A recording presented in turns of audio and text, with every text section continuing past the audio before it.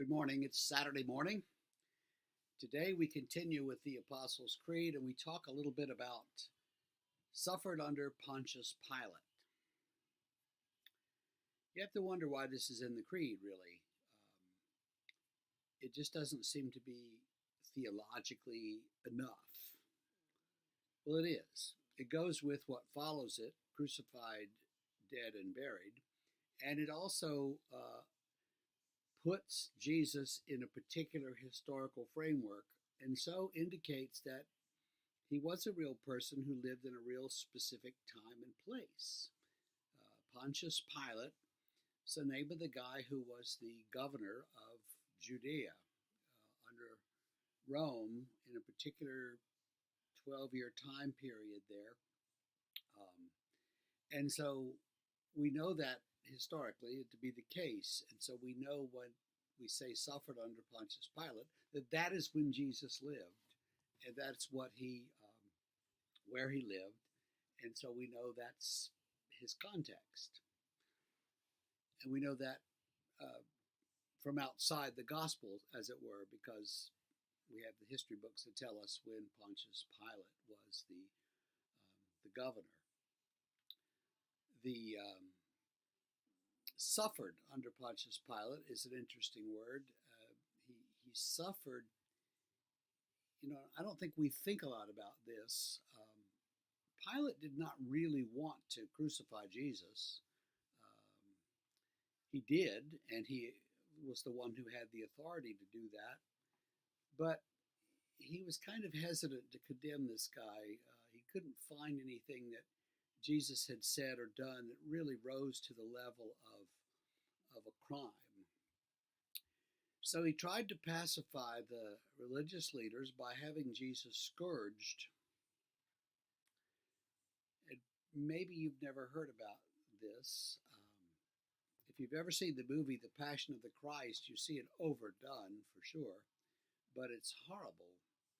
They would have a whip, a leather whip, just like, a bullwhip we think of. And on the end of the little strands at the end of the whip, they would put pieces of metal or sometimes stones tied around, they tie the leather around this really tight. And so when they whipped you with it on your back and then pulled it off, those little pieces would kind of tear your flesh as they came away from your back. And so basically to be scourged is to be whipped with something that then cuts into your flesh terribly. And so you could imagine a few strikes with the whip and you're in bad shape. 39 or 40 lashes with the whip would be more than enough to kill most people. And I think that's really what's in Pilate's mind. If I let the soldiers scourge him, and then if he dies, well, that's what happens when you get whipped, and, too bad.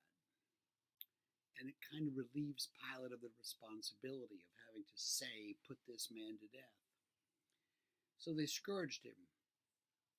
They also, it says in the Gospels, they mocked him and crowned him with a crown of thorns. I never really thought much about that until I saw these particular tree that we used to have that had these long, heavy thorns sticking out of the tree, and they didn't bend. And if you got mashed up against that tree, you were in big trouble.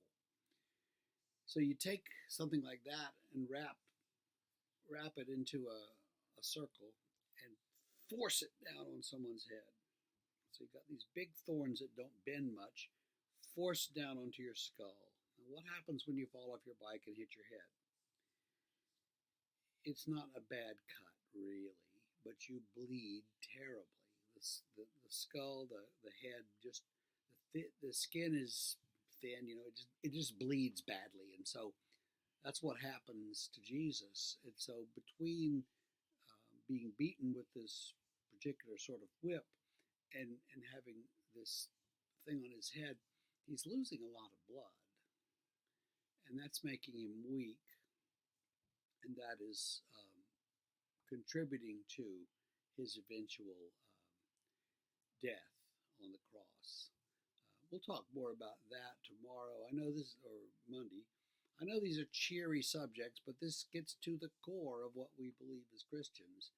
And this is what they did, and you could say theologically we did to Jesus, rejecting him, rejecting God's Savior because we wish he would go away. We don't like it that God has to intervene in our lives, and we don't like it that we need a Savior.